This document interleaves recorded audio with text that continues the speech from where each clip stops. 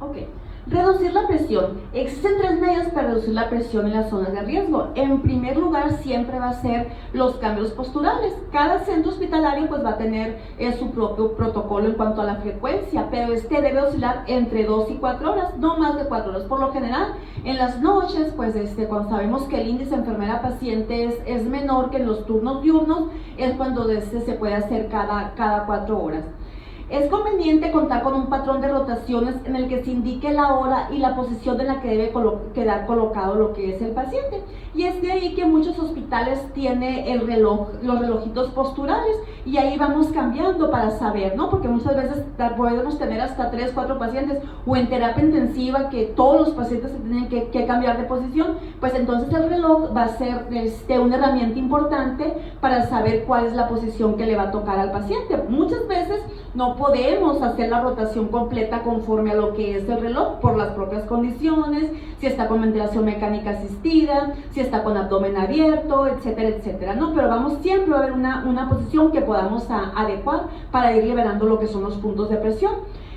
Los cambios se ejecutan de decúbito a supino, de decúbito lateral o a derecho o izquierdo. Es conveniente pues que la persona adopte una postura oblicua, ya que si eliminamos la presión directa sobre el trocánter, pues esto va a ser menos riesgoso para la producción, para la formación de las lesiones por presión en esta zona, que es el lugar más común.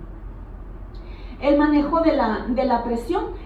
Nos podemos auxiliar con ciertas almohadillas para liberar presión o para los cambios de posición, porque ahorita veíamos pues que aunque tengamos al paciente en cualquier posición va a haber un punto de presión. Entonces es importante tener almohadillas para eliminar los puntos de presión.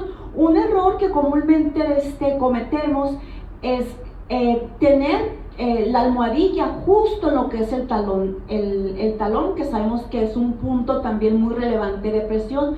Aquí lo importante es que quede libre de presión, es acomodar antes la almohadilla, no directamente en lo que es el talón, porque aun cuando sea una superficie suave, no deja de ser un punto de presión, ¿ok? Entonces debemos dejar libres las prominencias para evitar lo que es la presión. En las superficies especiales, además de los cambios posturales, podemos utilizar superficies especiales para aliviar la presión, principalmente, creo que me fui atrás. No, sí estoy bien, perdón. Este material es complementario, nunca debe sustituir los cambios posturales. Yo creo que repetí esta diapositiva. El manejo de la presión, el colchón de agua está totalmente obsoleto. Ahorita básicamente no se debe de usar, sin embargo, a mí me ha tocado que aún lo siguen recomendando. Ya esto va prácticamente en desuso, y sí reducía la presión en talones y sacro, pero por el inconveniente que el peso lleno era alrededor de 70 kilos. Yo me acuerdo hace más de 15 años cuando teníamos colchones de agua en los hospitales, híjole, luego de nos cobraba el familiar a nosotros porque no faltaba que nos quedara alguna aguja, que lo pincháramos o demás, y pues ya saben el tipo de accidentes que esto ocasionaba, ¿no? El mantenimiento pues se deteriora el colchón se deteriora muy fácilmente por la acción del agua. Hay riesgo de hipotermia porque por lo regular tenemos ambientes o climas en el hospital pues fríos, y eso pues propicia lo que es la hipotermia. También había dificultad al momento de movilizar al paciente, no era una movilización estable porque el agua, dependiendo del peso del paciente, era el soporte, y además pues podían tener una sensación de mareo. Básicamente no deberíamos de poner ya los colchones de agua, y sin embargo pues lo quise mencionar porque en algunos lugares siguen recomendando lo que es el colchón de agua, y lo digo porque en la clínica tenemos venta a mostrador de productos, no vendemos colchones, pero muchos nos preguntan los pacientes sobre los colchones los familiares de pacientes sobre los colchones de agua, y realmente es algo que no debemos de recomendar.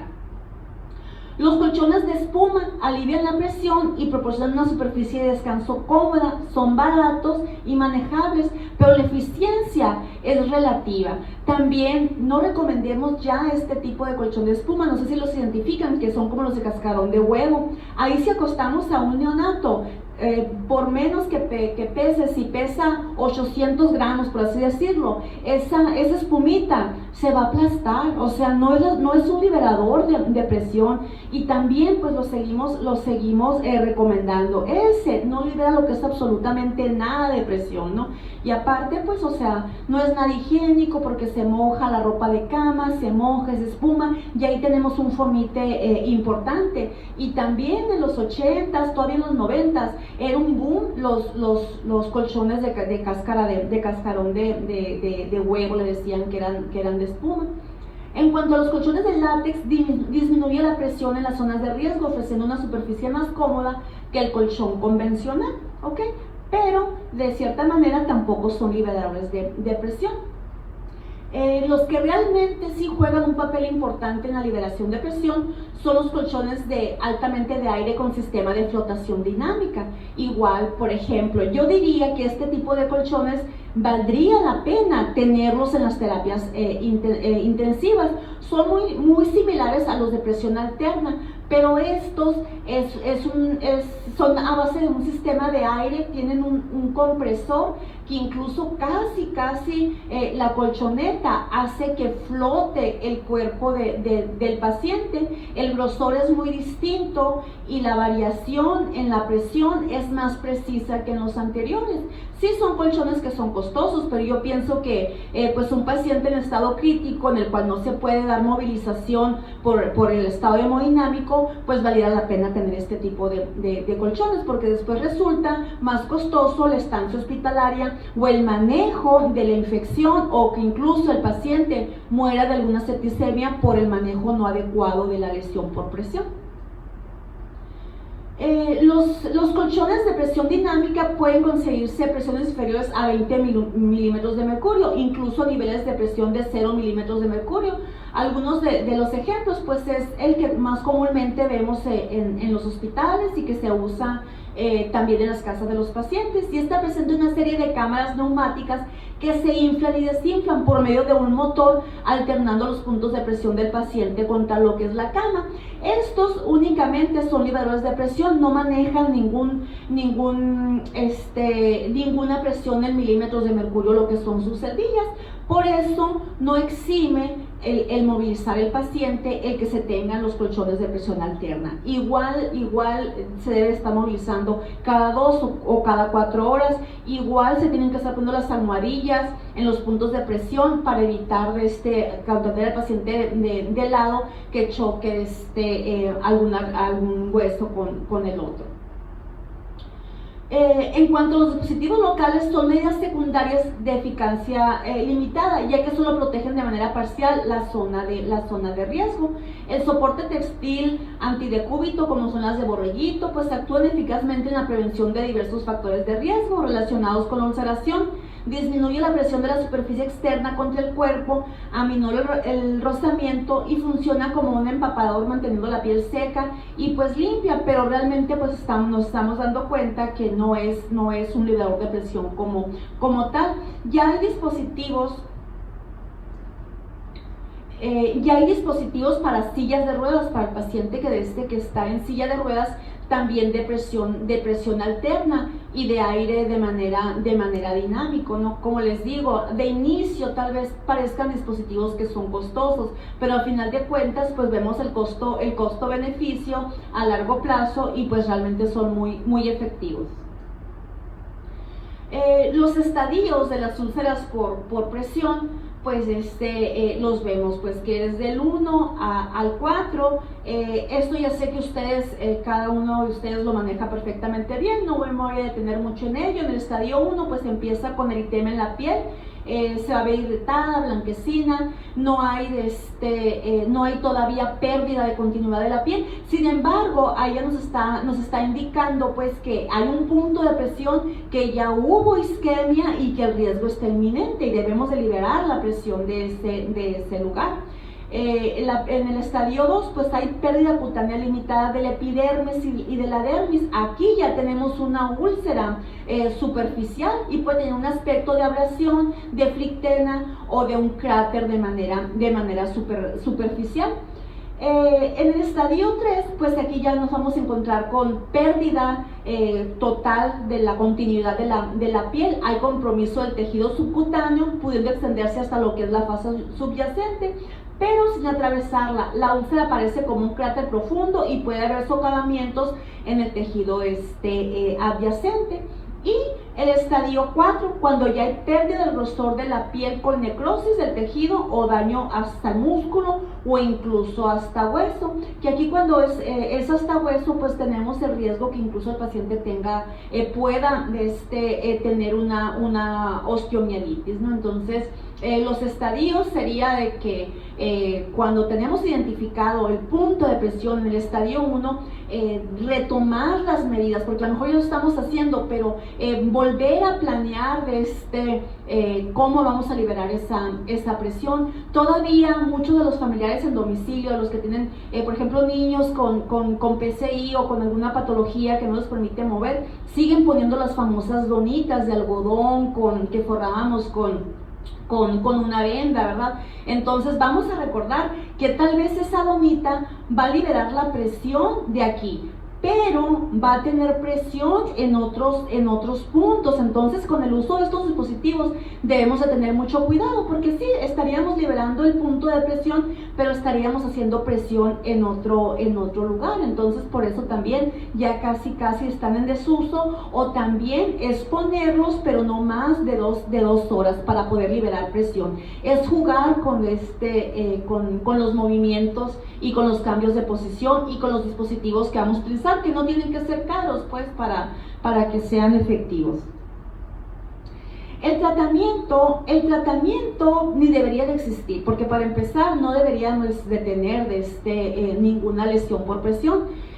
Cabe mencionar que en Estados Unidos ahorita ya las aseguradoras o aseguranzas, como les dicen allá, demandan al hospital, y el hospital se va directamente con el personal de enfermería. ¿Por qué? Porque realmente el paciente se hace una evaluación de cuando ingresan, y si no trae ninguna lesión por presión y el paciente en el periodo que está hospitalizado tiene esta lesión, pues está en riesgo de demanda del personal de salud, porque es una lesión que se hizo. Y ahí directamente, compañeros, los que más directamente estamos relacionados con este tipo de lesiones es el personal de enfermería, ¿ok?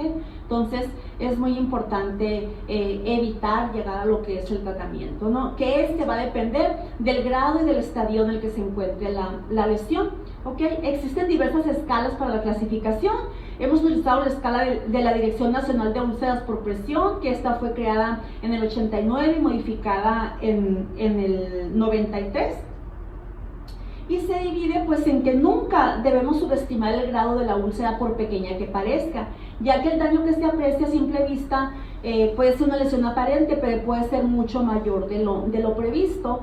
¿Cuántas veces nos ha tocado ver pues que la lesión por fuera es muy pequeña, pero al momento que se inicia el tratamiento, porque una vez que ya hay tejido necrótico, debemos de empezar por el desbridamiento de la zona, ¿no? Entonces no vale la pena que estemos usando producto o que estemos haciendo limpieza de la herida si tenemos tejido necrótico. El tejido necrótico, el tejido muerto que esté desvitalizado, se debe de quitar, ya sea con desbridamiento quirúrgico, enzimático, el que permite en ese momento las condiciones las condiciones del paciente.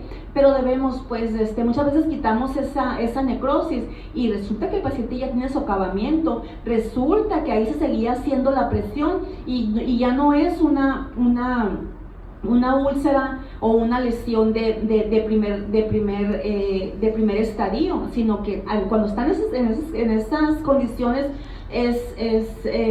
no es valorable el estadio, sino hasta que se resuelva o se haga más bien el desbridamiento y ver la clasificación y el estadio en el que se encuentra, ¿no? Y dependiendo de esto, pues va a ser el manejo que se le dé a lo que es la úlcera. En los días posteriores al inicio de las curas, una vez eliminado el tejido muerto, podemos contemplar el verdadero alcance de la úlcera, lo que les comentaba ahorita, realmente. Entonces, el manejo de la herida, hoy pues el manejo de la herida se basa en la cura húmeda. Vamos a recordar que el 70 o 75% de nuestro organismo es agua, y las células para poderse reproducir pues ocupan agua. Entonces la cura tradicional, la cura seca que veníamos haciendo y que todavía en algunos lugares se sigue haciendo, pues estamos viendo que no es lo más óptimo para lo que es el manejo. Entonces, ¿en qué va a consistir? Pues en lo que me pida la herida, porque cuando manejamos heridas, las heridas nos sanan. Si una herida está seca, hay que aportarle humedad. ¿Para qué? Para que haya proliferación celular. Si una herida está muy húmeda, muy exudativa, las células se van a ahogar y va a haber pérdida de tejido. Entonces, la importancia en la cura húmeda es buscar el control de la humedad. Una vez que tengamos el control de la humedad y que estemos liberando el punto de presión, se lleva a cabo el proceso fisiológico de cicatrización. ¿Cuántas veces utilizamos 1000 apósitos y creemos que los apósitos son buenos? No, los apósitos no son para todo el tipo de heridas. Es muy común que digan, el paciente enfrente tiene cierto apósito y el paciente también. No porque el paciente tenga una úlcera por presión. Podemos tener 15 pacientes con úlceras por presión y el manejo va a ser muy distinto. ¿Por qué? Porque las características de la herida, las características del paciente van a ser muy distintas. Pero aquí el tratamiento o la piedra angular en el tratamiento de las lesiones por presión es liberar la presión. Si no liberamos la presión, puedes tener, digamos, sistemas de presión negativa, pero si está el punto de presión, de nada nos va a servir. Entonces es cuando la cura avanzada resulta cercana, ¿ok? Entonces ahí lo importante es liberar el punto de presión y manejar lo que es la herida.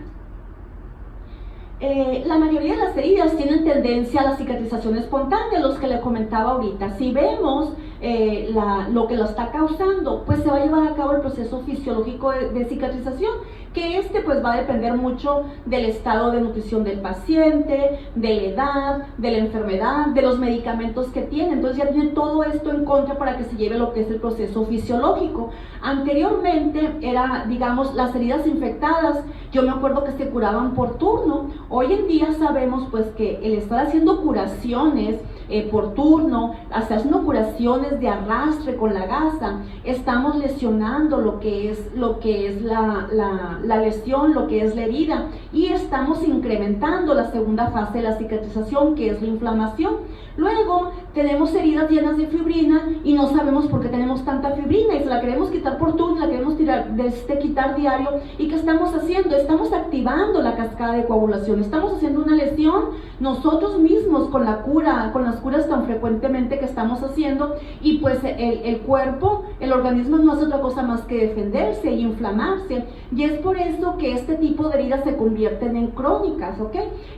Para el tratamiento no hay como desvidar y después ver qué es lo que necesita el paciente, ver qué fase la cicatrización. Una herida crónica hay que agudizarla para que inicie de nuevo el proceso fisiológico de la cicatrización, ¿ok? En los estadios iniciales se pueden utilizar ácidos grasos hiperoxigenados que actúan restaurando la capa hidrolipídica protectora de la piel, facilitando la renovación de las células epidérmicas, mejoran la elasticidad, la tonicidad y cutánea y protegen lo que es la piel. Muchos productos hay ya en el mercado, ¿no?, que van a ayudar. Una piel que esté nutrida, una piel que esté hidratada, pues va a ser más difícil de que se rompa a una piel que esté deshidratada. En los estadios más avanzados, desde las lesiones más profundas con presencia de material muerto, el tratamiento es más complejo y se distinguen dos etapas, ¿no? Yo ahorita les hablaba de lo que es el desbridamiento. Tenemos que partir del desbridamiento para ver realmente las condiciones de la lesión. Hay que quitar el tejido necrótico, el exudado, las colecciones serosas, purulentas, cuerpos extraños asociados, los tejidos y materiales no viables presentes en el lecho de la herida, ¿okay? Entonces debemos de cuidar la herida, pues para que se lleve a cabo, buscar las condiciones ideales para que se lleve a cabo lo que es el proceso de cicatrización.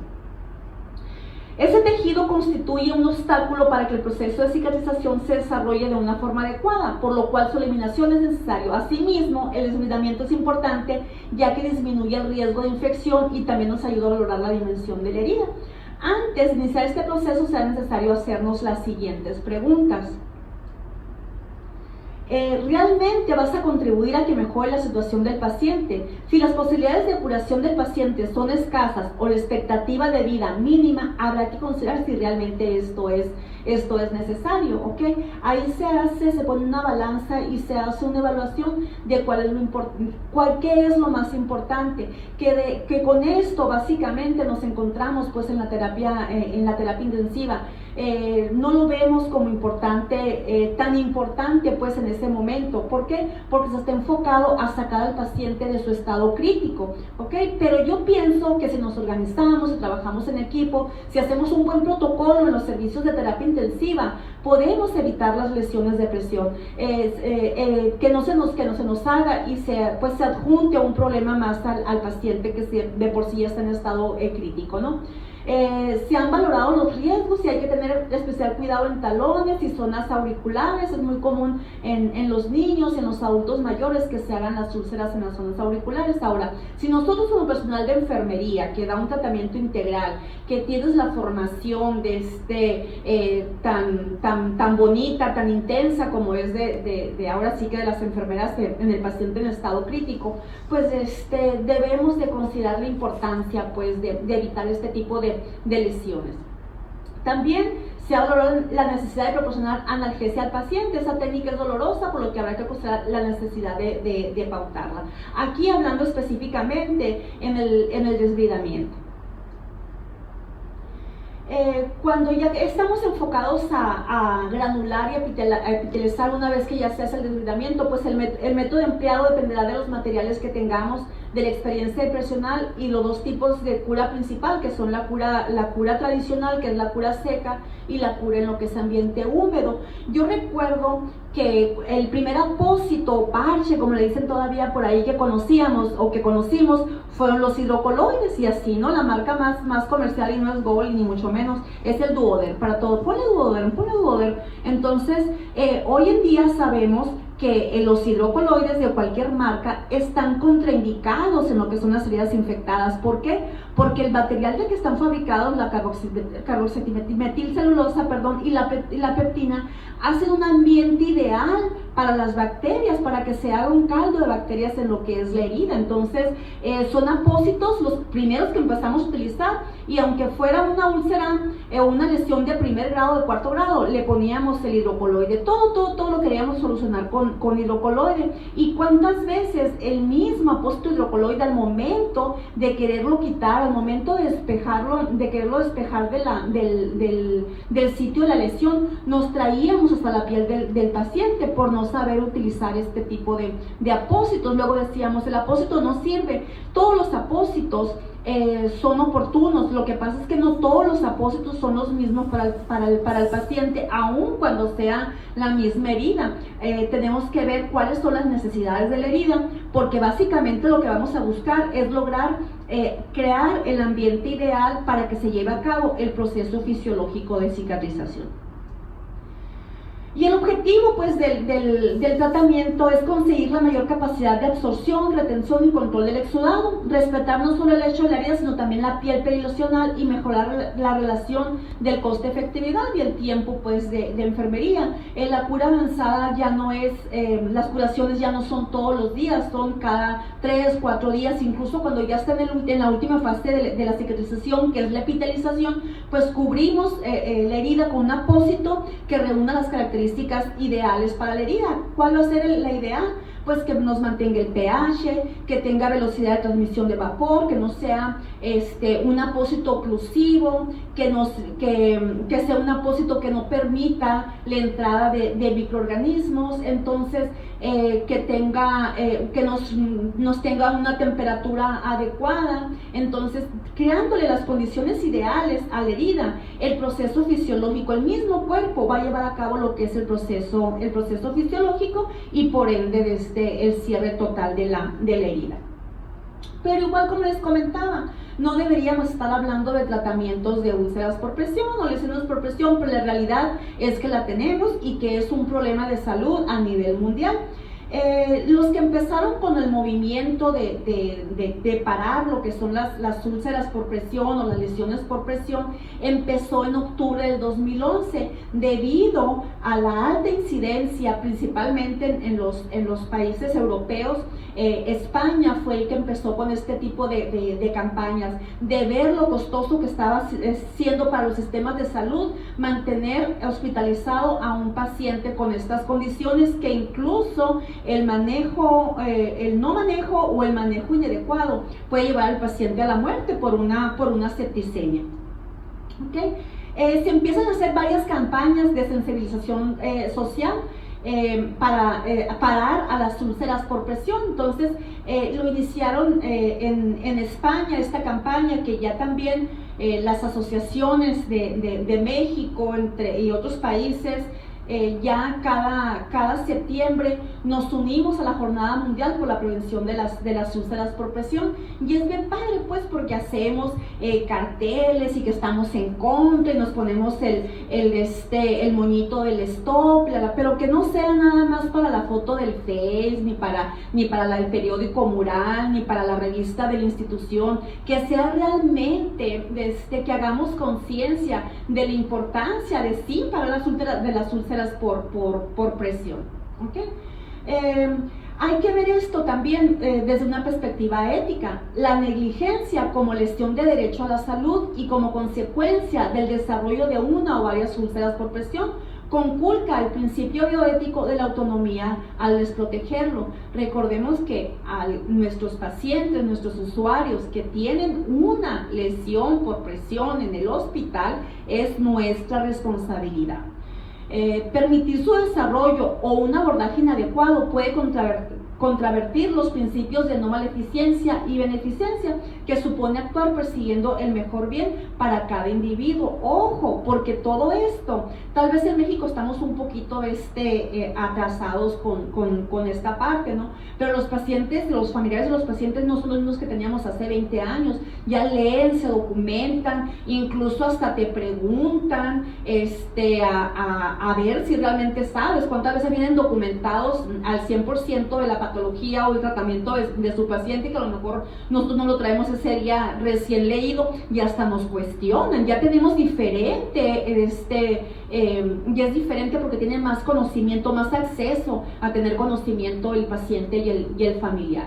Entonces, desde el punto de vista de los aspectos éticos legales, no podemos esperar que el problema se traduzca en un problema legal con la aparición de reclamaciones judiciales, que como les comentaba, ya en otros países, como les digo, en Estados Unidos ya se cambió a lesiones por presión. Y hablar de lesión que sana más de 15 días, no se les ha escuchado ver o dar el reporte de cuando hacen alguna lesión, algún accidente, que se de más de 15 días en sanar, y dependiendo de eso juzgan al responsable. Pues también en algún momento aquí en México va a ser el personal de enfermería juzgado por causar una lesión que tarda. ¿Cuántas veces tardamos o cuánto tiempo tardamos en sacar a un paciente con lesiones por presión? Duran meses, muchas veces hasta años. Ahora imaginen cuánto tiempo nos iba a tocar, digamos, pagar, ¿no?, por hacer este tipo de lesiones que va a tardar más de un año en sanar. Entonces ya debemos de hacer mucho ojo en esto. Y vamos a recordar que tratar una úlcera por presión es más fácil prevenirla, porque la prevención es la máxima prioridad. No deberíamos estar manejando úlceras de cuarto grado, tal vez de primer grado, pero cuando estamos viendo que la problemática ya la tenemos encima, tomar medidas pertinentes, reevaluar, ver qué es lo que estamos haciendo, lo que no estamos haciendo, o incluso lo que estamos haciendo mal, para retomar el buen camino. Y la verdad que a mí me dan mucha tristeza los pacientes con úlceras por presión, pero más tristeza me dan los niños, porque a lo mejor podemos, como les comentaba al principio, Podemos tener un paciente de 130 kilos y si la chica, su enfermera pesa 50 kilos, aunque lo quiera mover, pues va a ser muy difícil moverlo, ¿no? Pero los niños, yo creo que pues muchos hasta con una mano los podemos movilizar, los podemos cambiar de posición, los pudimos cargar en nuestros brazos un momento para poder liberar esa presión. Pero mucho va, como les digo, del amor que le tengamos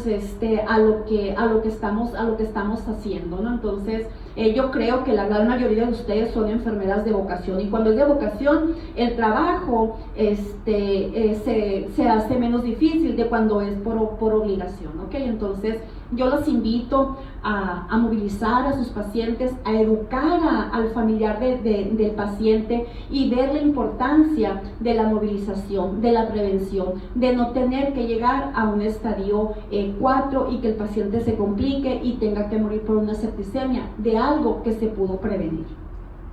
Muchas gracias.